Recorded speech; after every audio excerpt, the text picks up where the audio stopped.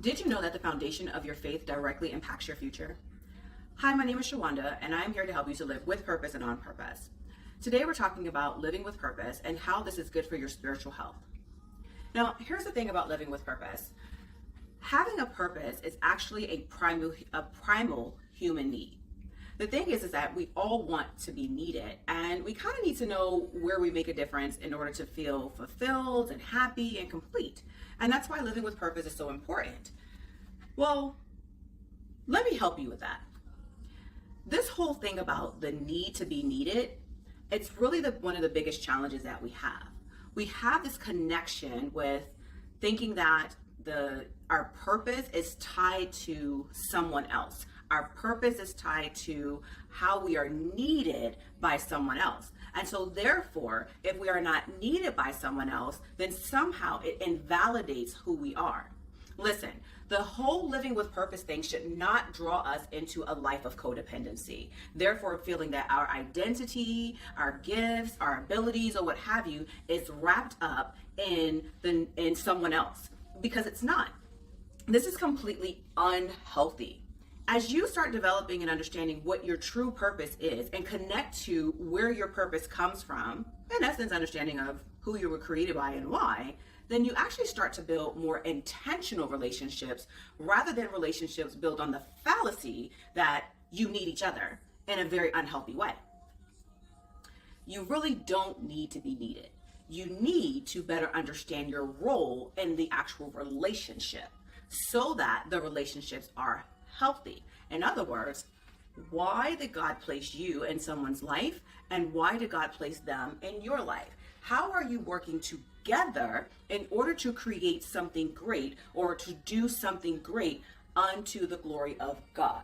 See, you're pairing together to move forward rather than a codependency type of need, which in your mind makes you feel less than or invalidated if someone doesn't agree with who you are or agree with what you can do or agree with what you believe.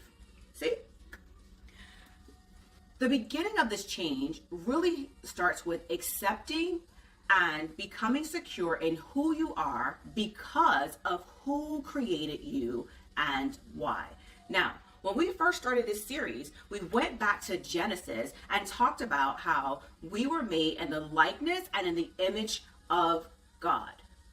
That is truly the foundation of faith, because if we don't believe, if we don't have hope in that, then we get our identity wrapped up in other people, and therefore when other people don't validate your identity, then you feel lost, then you feel hopeless.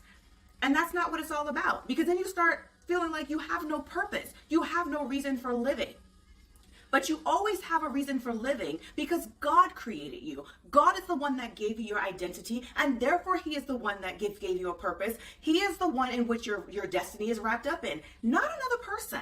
So this needs to change. So this way we begin to have healthier boundaries with ourselves and other people once we accept this. Once we accept that God is our creator. Once we accept that He has a greater future for us. Once we accept that there is something greater for each and every one of us. And therefore we don't need to go and fight so hard to ensure that other people validate who we are and that we're accepted by other people. We don't have to do that so much. We can be secure in who we are because He says that's who we are.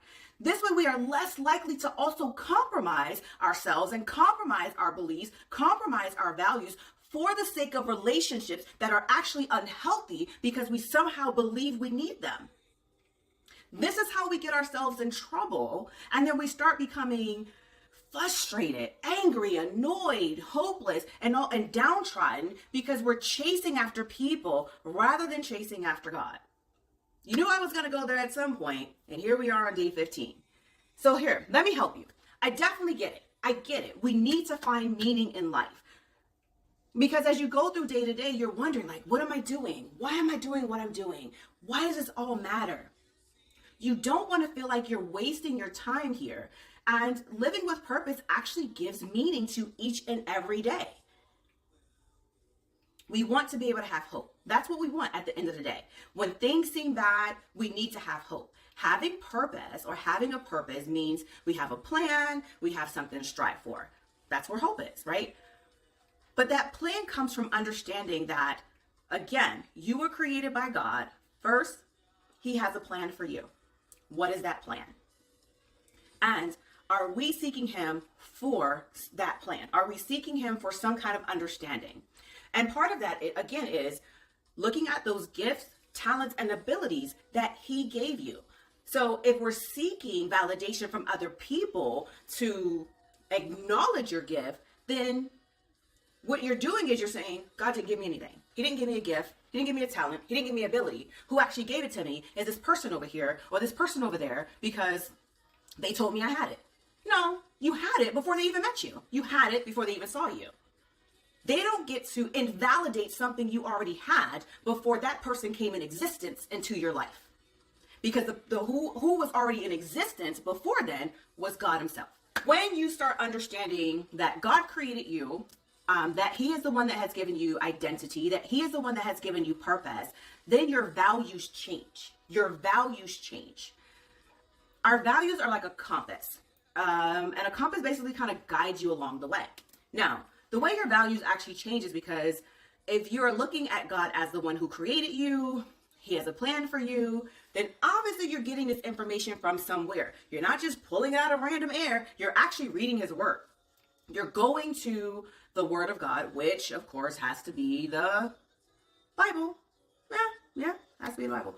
So you would go to the Bible, you would read the word of God, and then you would start reading the word to start getting some guidance and some understanding. Because this is one of the best tools that you can use to start gaining some type of knowledge and then start gaining wisdom for the direction that you need to follow, and also to really understand, because honestly, even in there, it talks about God giving you purpose. It starts and a destiny. Now, if you're a parent, you know how important it is to impart strong values when it comes to your children. But where do these values come from? If you are a parent, you know how important it is to impart strong values when it comes to your children. So remember, we talked about the foundation of your faith has a direct impact on your future. Well, your children are the future. So what you believe and how you believe is what you're actually going to teach your children, and what your children are going to teach their children. So the values you teach them, depending on where you get them, is how they're also going to carry out their life, and then what they're going to teach to others.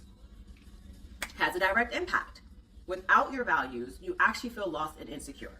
You have nothing to stand on. So remember, we talked about compromise. Because without values, you will compromise yourself in various situations. In other words, you get in where you can fit in. You know, we hear that a lot, right? You get in where you can fit in. Well, that's a lot of the compromise. In other words, you basically become a chameleon.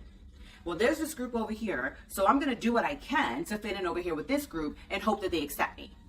And then I'm going to go over here to this group, and I'm going to do what I can to fit into this group. So you change your colors, or you change your colors based off of the group that you're in. You change your colors based on the environment that you're in. You change your colors based off of the person that you're in. But the truth of the matter is, what is your actual color? Who are you truly? Do you even know? And have you lost your sense of self because you keep trying to fit in, hoping that somebody somewhere will actually accept you? The goal for you is to take a step back. Learn who you are. Learn who God says you are first, and then decide which group is worthy of you being a part of their group. It's not about you being worthy of them. It's them being worthy of you. Because once you know who you are, then you are less likely to try to fit in somewhere. You will have a value of yourself, and then you will see them differently by saying, are you worth my time? Are you worth my space? Because our relationship needs to be more intentional. What are we going to do together?